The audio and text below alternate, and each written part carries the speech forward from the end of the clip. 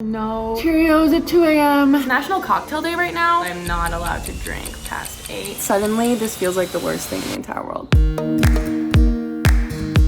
I'm May, and I'm going to be doing the 16-8 method. I'm Masha. I'm a registered dietitian nutritionist. I wanted to try this whole intermittent fasting thing because I've honestly just seen so much about it, just talking about how great it is and how good it makes people feel. I guess I just wanted to see if that has the same effect for someone who I personally have had not the best relationship with food. And I just feel like these kinds of things are kind of labeled as a universal, what you should be doing, or this is what it means to be healthy. And I just want to see if that works for me as well.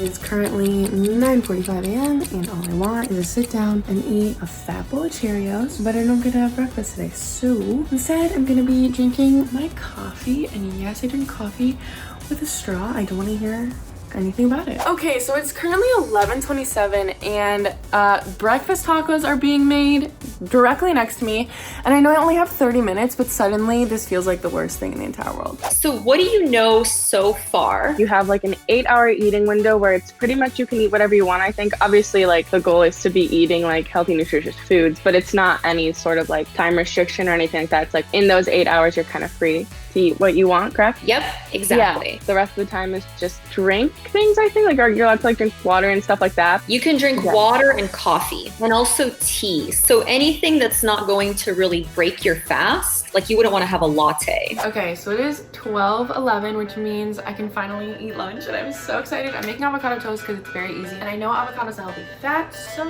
here we go. Let's make some toast. Okay, so it is currently 7:47, and I'm about to eat my last meal. I just got this grain bowl from this restaurant in West Hollywood. It has beans, avocado, rice, veggies, and then carrot ginger dressing, so I'm really excited about it.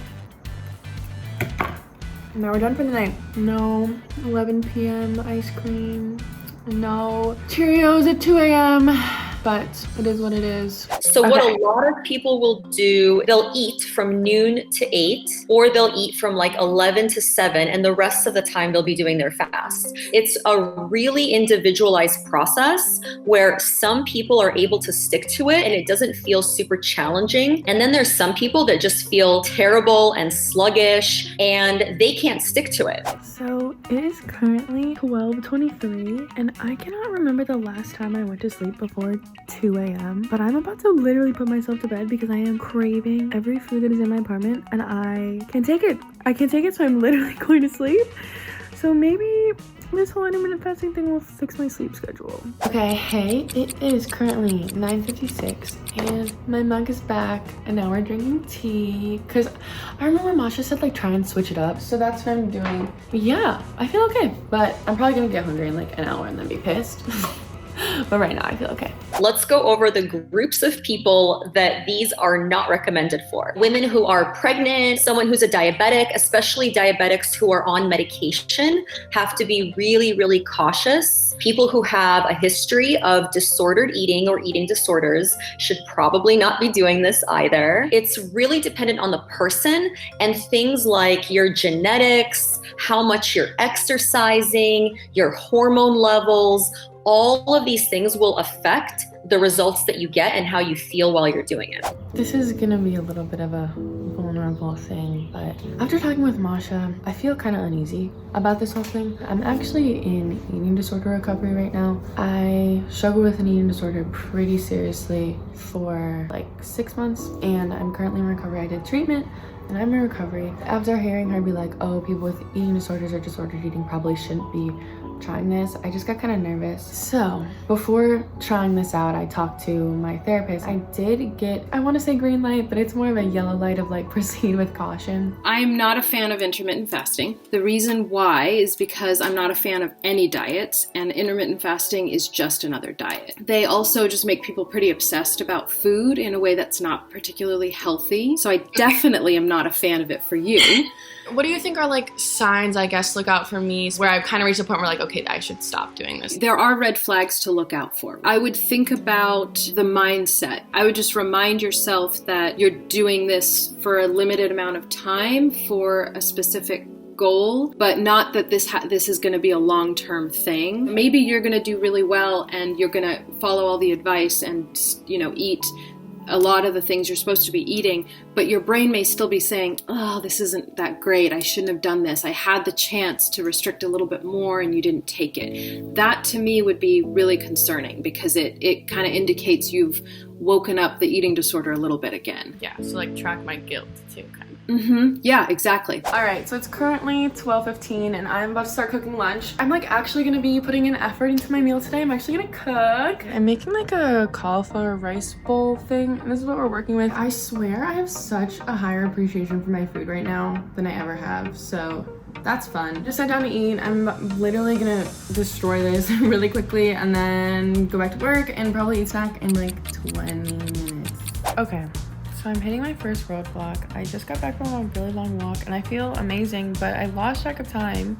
And now it's 7:45 and I have nothing to eat and I'm supposed to be done eating in 15 minutes, but I literally have no food right now. So I'm ordering Postmates and it's probably gonna take like 30-ish minutes. I'm gonna be a little late tonight. Hopefully it doesn't mess anything up too much. Okay, so I got vegan ramen and this literally looks amazing.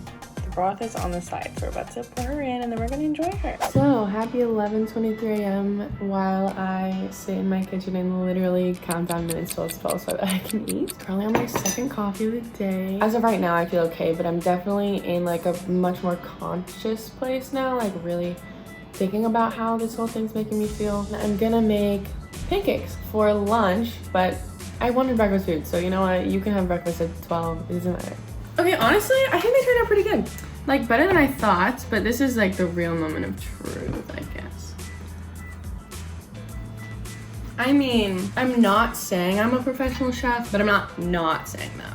I'm kind of honestly late doing this, but I just had like the craziest day. I just moved apartments. I've been busy all day and I can't be bothered to cook. And honestly, I don't have food because I left in such a rush from my other apartment. So I'm ordering out again, which is also very depressing because it's National Cocktail Day right now. But I've been told I'm not allowed to drink past 8 because that is considered breaking the fast. Okay, so we have my food and I'm gonna eat really quick. It's 8:05 right now, so I am late. But thankfully it didn't take as long as the ramen. Sad about my non-alcoholic adventures that will be tonight, but it is what it is. Okay, so we're about to get real. I do not feel good. I had this feeling like 10 minutes ago where I was like feeling really hungry, and then I had this thought of like feeling really good about feeling really hungry. Ooh, I'm about to get vulnerable, which is something that I struggled with a lot, like just kind of like reveling and like knowing that I was like not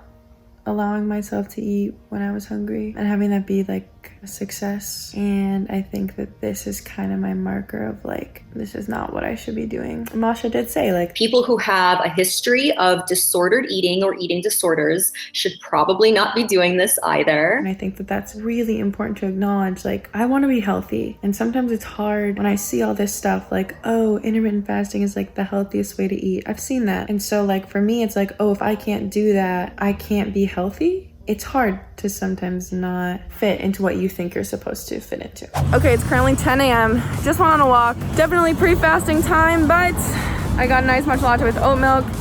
Feeling a lot better mentally. I feel like this is just like really what I need. Fasting is not for me. And you know what?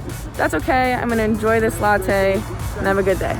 So welcome back. I'm so excited to hear how your week went. Yeah, okay. I went into it pretty confident that like I would be able to do this and it would be fine. And I'm like in a place mentally where like I'm far enough in my recovery where like I can do this safely. And I definitely don't think it wasn't safe, but I do think I started like seeing some like mental red flags. Oh yeah, I should probably tell you, I dropped out after the third day. The end of the third day, I kind of had like this block and I was like, you know what, this kind of maybe isn't for me, because I kind of caught myself having some like not great thoughts. That was definitely the biggest challenge, and it ended up definitely stopping the entire challenge for me. But I think I did still learn a lot. I'm super proud of you. I think you totally did the right thing. I think if you're not feeling good, if it doesn't feel right and you're not in a good mental space when you're doing this diet or any kind of diet, that's totally the right thing to do. You listened to your body and you did what was right for you. So I think that's awesome. Thank you. My biggest realization is like, just because because something is like marketed to me as like healthy does not mean that it's healthy for me personally. And I also realized that like I've been a lot more aware of like that